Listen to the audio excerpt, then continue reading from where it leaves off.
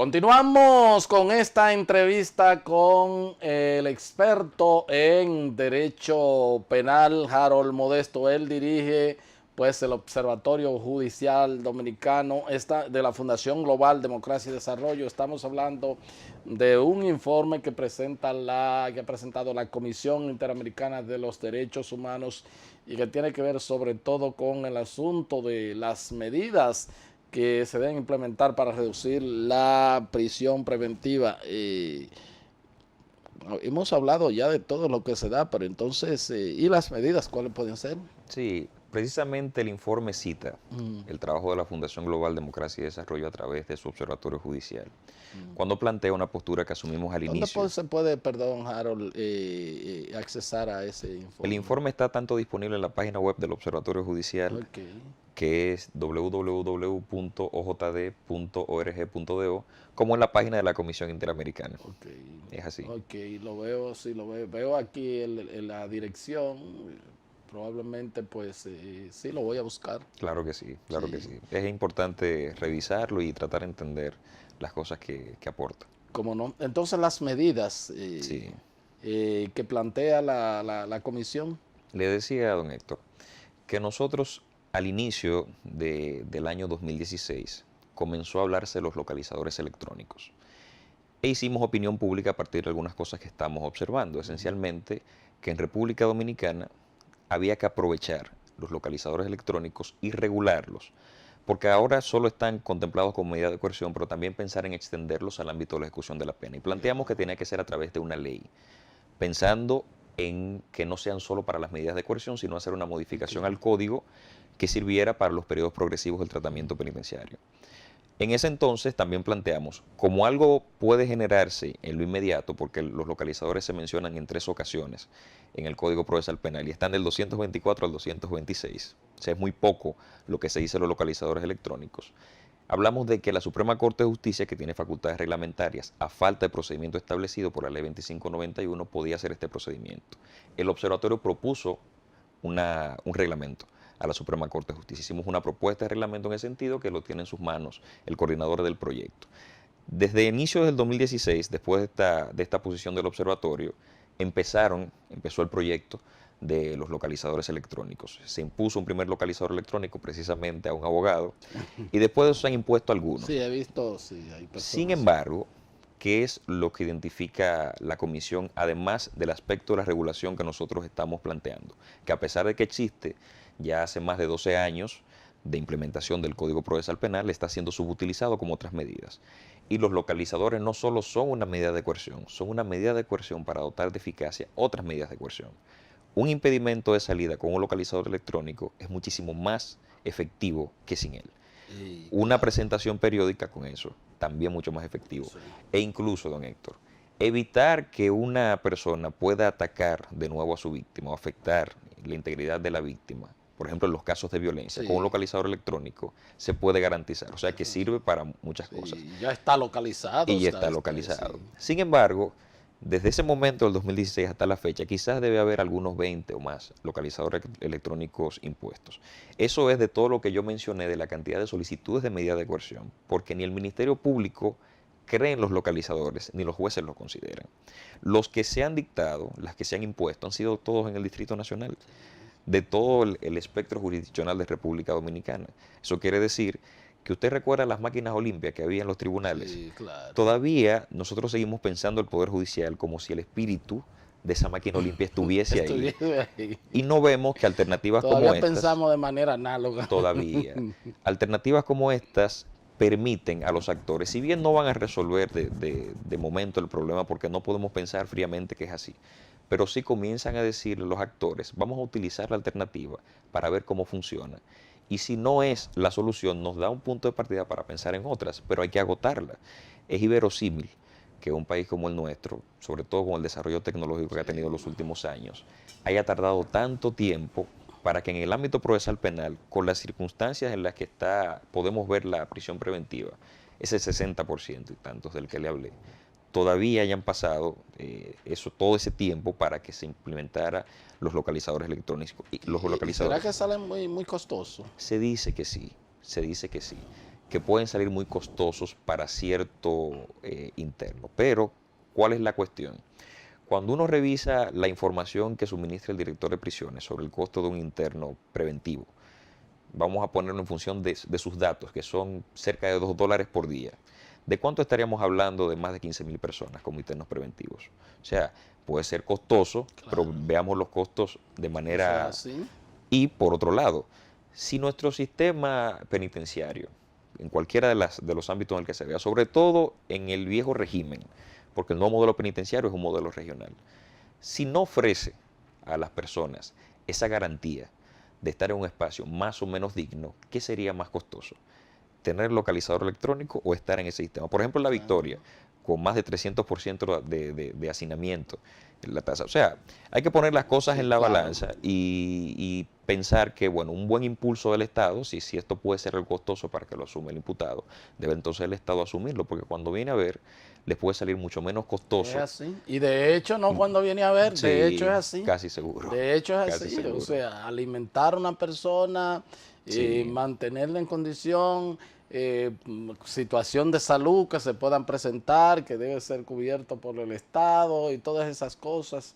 Debe ser así. Ese es un renglón. ¿Qué otra situación podríamos también para un poco descongestionar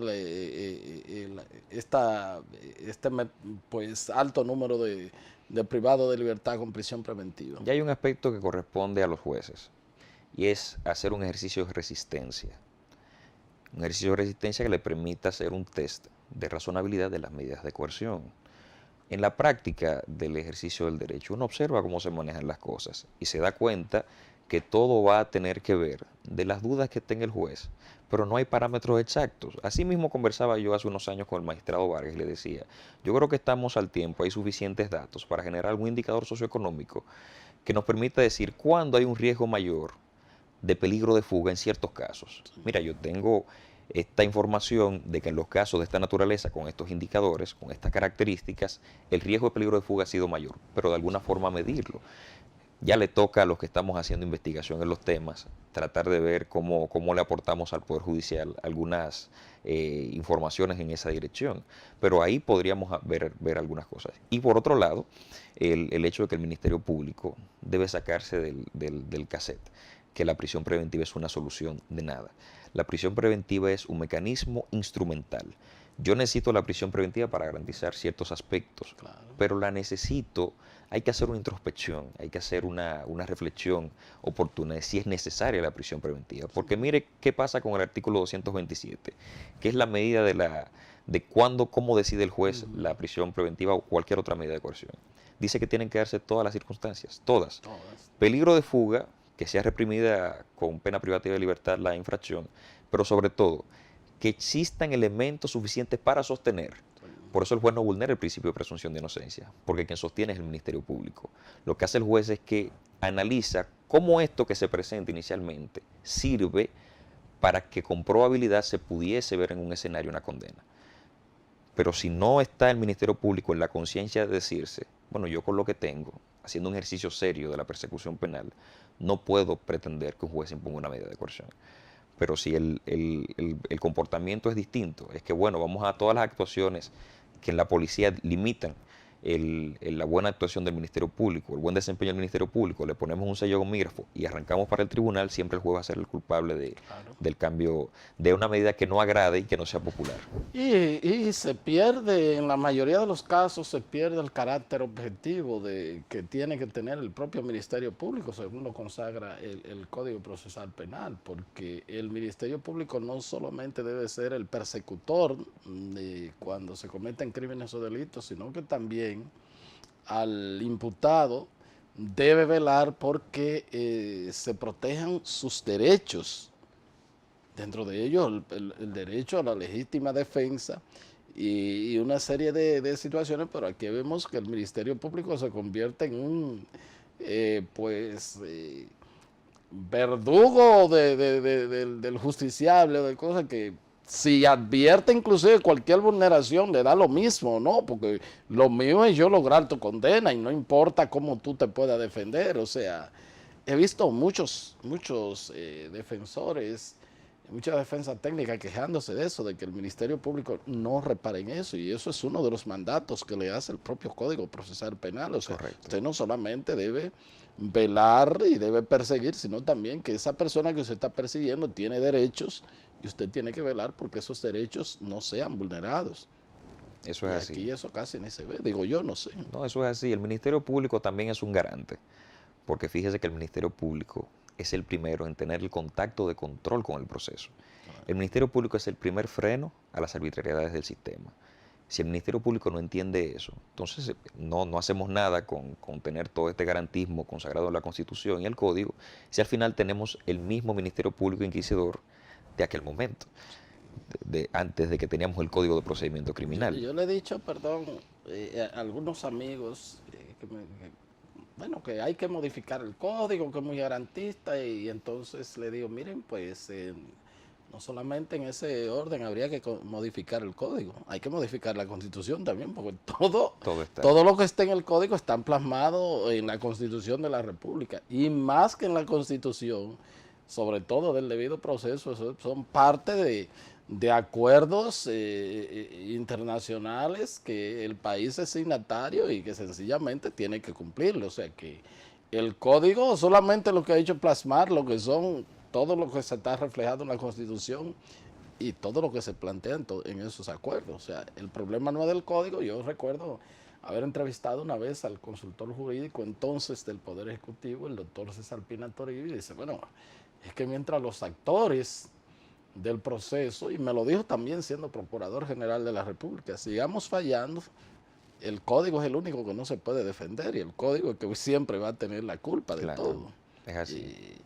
Y la verdad que es un tema, pero bueno, el componente sociológico no se ha visto también, porque sería bueno verlo, o sea, solamente los pobres, la prisión se hace para los pobres. El Ministerio Público también escribe mucho eso, que también los jueces no varían a los pobres, siempre le mantienen las medidas de prisión, y que a los ricos sí. Eso es medible. Fíjese que hubo un hallazgo interesante en la revisión de las estadísticas, y es que, por ejemplo, la tendencia a la revisión de las medidas de coerción es mucho menor la de la apelación.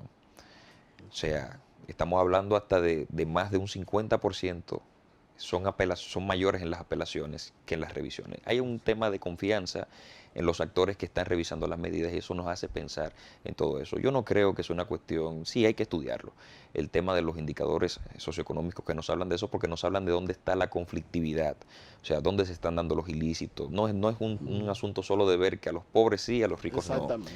Ahora, quien tiene la herramienta para cambiar eso, esencialmente es el Ministerio Público, porque no llega nada donde un juez que el Ministerio Público no apodera. Los jueces no imponen medidas de coerción de oficio, las imponen cuando el Ministerio Público se las solicita. Si tenemos prisión preventiva, no es porque los jueces actúan más allá de lo solicitado e imponen prisión preventiva, porque el Ministerio Público la solicita. Y hay que ser coherente con las responsabilidades. Si los jueces varían o no, o varían más en un sitio, en un estrato social que en otro, como quiera, quien pide que se mantenga la prisión es el Ministerio Público, en ambos casos. En ambos casos. A ricos y a pobres, que fue lo que inclusive hicieron comentarios en estos días a raíz de lo que dijo el procurador y lo que dijo la fiscal del distrito, hablando de eso. Bueno, pero los pobres, bueno, pero al fin y al cabo, a pobres Siempre. y a ricos son ustedes quienes piden esto. Claro. El juez es un tercero imparcial que está ahí para sopesar y en algún momento, pero como tú dices, Harold, no hay una decisión extrapetit, ¿verdad? Siempre Claro. es lo que ustedes piden, de manera que un poco revisen ustedes. Hay que revisar. Sí, claro, hay que revisar. claro. Pero yo creo que esto es interesante. Me decía entonces, ¿dónde puede ser localizado el informe? Sí, inicio con la página web del observatorio, Sí. porque ya la comisión tendrá sus voceros, Exacto. de que nosotros compartimos el informe de la Comisión Interamericana en la página web del Observatorio Judicial Dominicano, que es www.ojd.org.do. ¿Cómo no? También está en la página de la Comisión Interamericana y podrán tener acceso. Ya vienen los trabajos del observatorio, ya analizando lo que nos dicen los datos acá y también quizás yéndonos a un trabajo cualitativo con algunas inquietudes que nos han surgido a partir del informe, con tal de arrojar un poco de luz y que quizás el nivel del debate con relación a las medidas de coerción se eleve un poco en República Dominicana. ¿Cómo no? ¿Cómo no? Bueno, pues cuenten con este y otros medios para un poco debatir todas estas cosas, porque al fin y al cabo con ese populismo mediático influenciando en el sistema judicial dominicano. Así no vamos a salir. Vamos a seguir haciendo siempre lo mismo. Nunca se pueden esperar cambios. O sea, si tenemos 50 años haciendo lo mismo, no vamos a esperar cambio aún con los instrumentos. O sea, la ley, la constitución, no pueden cambiar por sí solos. O sea, tenemos que cambiar el comportamiento de quien aplica y además también en el asunto de la comisión del delito, ver más allá de lo que puede ya el fiscal, el policía, cuando tiene el delito, persigue, y el juez también ver los componentes socioeconómicos que se dan y todos los factores para que sobre todo nuestros jóvenes, que ese es un tema que te voy a invitar, porque también es increíble la cantidad de jóvenes que o deberían estar en las universidades estudiando, deberían estar comenzando con su primer trabajo y que definitivamente o son víctimas o victimarios de toda esta situación que se da. Creo que no sé si ustedes también tienen Claro que algunos sí. datos en ese sentido y te llamaré para que hablemos de eso. Perfecto. ¿Cómo no? Gracias, A la entera Harold, y disposición. pues ya te voy a estar sacando el jugo Ah, literalmente. está bien, está bien. Gracias a todos ustedes por haber estado con nosotros y será pues hasta otra entrega de su programa de Entero Crédito. Hasta entonces.